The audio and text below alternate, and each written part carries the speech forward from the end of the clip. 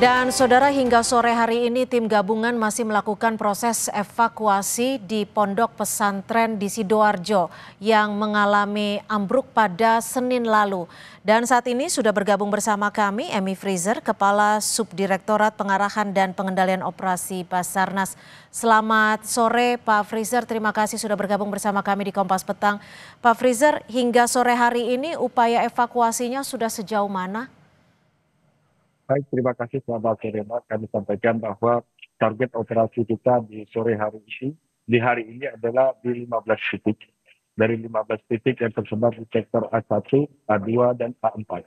Namun dikatakan sektor A2 dari 7 target yang ada semua statusnya adalah hitam, maka kami tidak prioritaskan kami prioritaskan yang statusnya adalah warna merah atau korban yang masih responsif, yaitu yang ada di A1.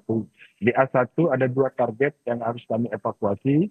Yang pertama adalah target dengan warna hitam yang berada di posisi terdepan, lalu di posisi terbelakang itu adalah posisi yang merah.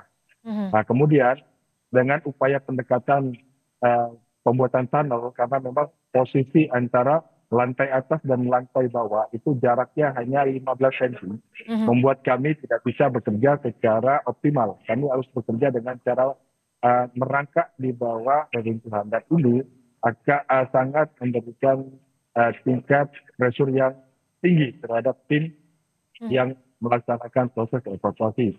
Dan alhamdulillah pada pukul 14.42 waktu Indonesia bagian Barat, korban ke-12 berhasil kami evakuasi dalam kondisi status hitam.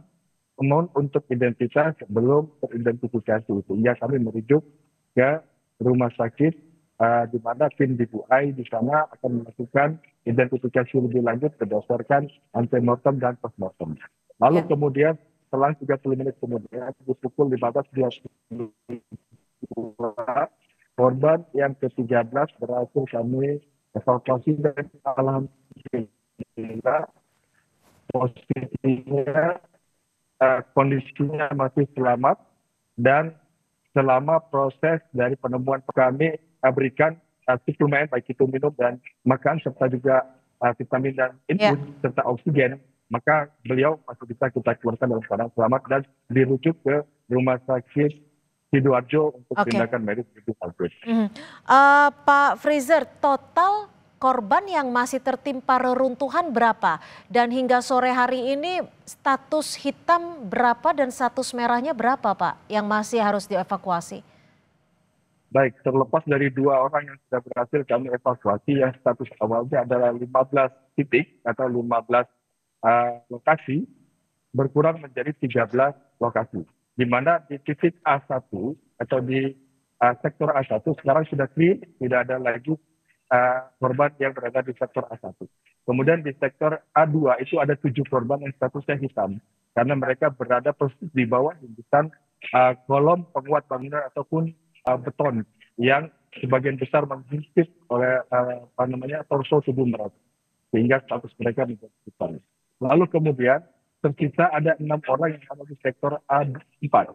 Nah, sektor A4 ini akses masuknya melalui sektor A1 yang akan kami teruskan pembuatan tunnel hingga bisa menembus ke sektor A4. Dari sektor A4 sampai pagi tadi dari 6 orang terjebak di dalam, alhamdulillah semuanya masih bisa memberikan respon.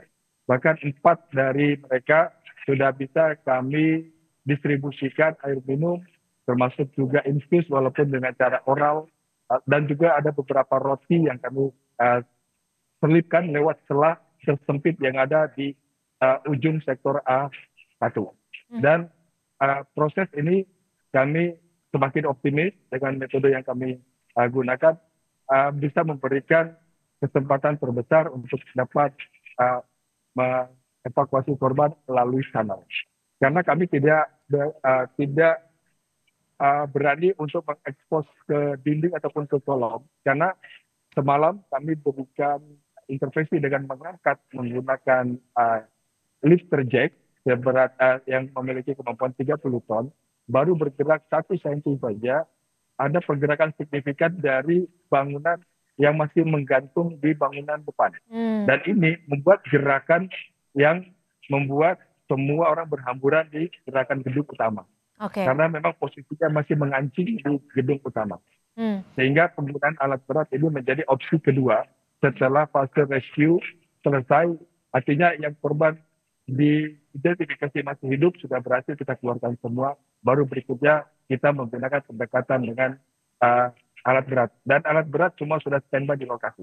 Oke, Pak Freezer, kami kembali konfirmasi. Artinya untuk status korban yang berwarna merah atau masih hidup ada 6 orang, 4 diantaranya sudah bisa didistribusikan asupan makanan dan juga minuman ya Pak ya? Betul sekali Mbak. Dan 7 yang ada di sektor 2 itu yang sementara kami pending karena statusnya hitam. Oke, jadi artinya akan lebih diprioritaskan bagi mereka korban yang masih berstatus merah sendiri. Pak Freezer, boleh diinformasikan kepada kami selain struktur bangunan yang rawan akan tadi seperti yang disampaikan akan rubuh kembali, apa saja kendala lainnya dalam proses evakuasi? Ada beberapa hal yang menjadi kendala secara utama. Yang pertama adalah kita kesulitan untuk membuat perimeter. Karena membuat perimeter maksud kami adalah kami bukan untuk menghalangi orang untuk mengakses informasi ke dalam. Namun kita memberikan ruang seluas-luasnya bagi tim yang bekerja di dalam karena seperti kita lihat gambar yang ditayangkan dari Kompas TV betapa sempitnya ruangan. Lalu kemudian kalau begitu banyaknya orang berkerumun di sekitar ini, satu, apabila ada secondary collapse, ini dapat membahayakan adanya runtuhan berikutnya dengan jumlah korban yang tentunya masif.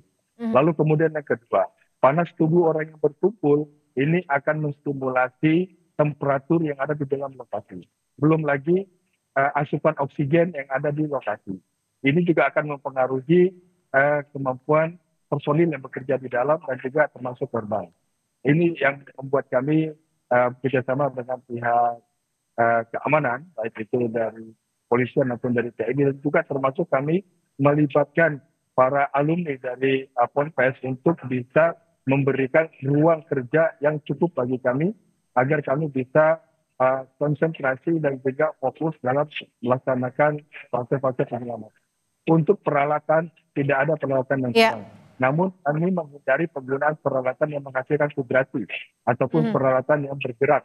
Karena ada 2 orang saja naik ke posisi tertinggi di runtuhan, ternyata memberikan dampak gerakan pada gedung yang ya, Pak Freezer, boleh dikonfirmasi singkat saja, hingga sore hari ini berapa korban meninggal dunia? Baik, untuk korban meninggal dunia secara keseluruhan adalah 4 orang dengan yang hasil ditemukan pada sore hari ini. Dan dari 13 korban yang berhasil dievakuasi oleh tim, 9 kondisi selamat dan 4 kondisi meninggal dunia. Dan total keseluruhan kami gabungkan dengan korban yang berhasil evakuasi secara mandiri adalah total sebanyak 102 orang korban. Oke, kalau yang masih di bawah reruntuhan totalnya berapa? Yang di bawah reruntuhan tinggal tersisa yang terkonfirmasi dan tervektorisasi itu ada 13 orang lagi. Baik. Dengan 13 orang itu adalah 7 label hitam dan 6 label merah. Baik, terima kasih Pak Emi Freezer, Kepala Subdirektorat Pengarahan dan Pengendalian Operasi Basarnas. Kami tentu berdoa bersama untuk keselamatan para korban. Terima kasih. Selamat sore Pak Freezer. Selamat sore.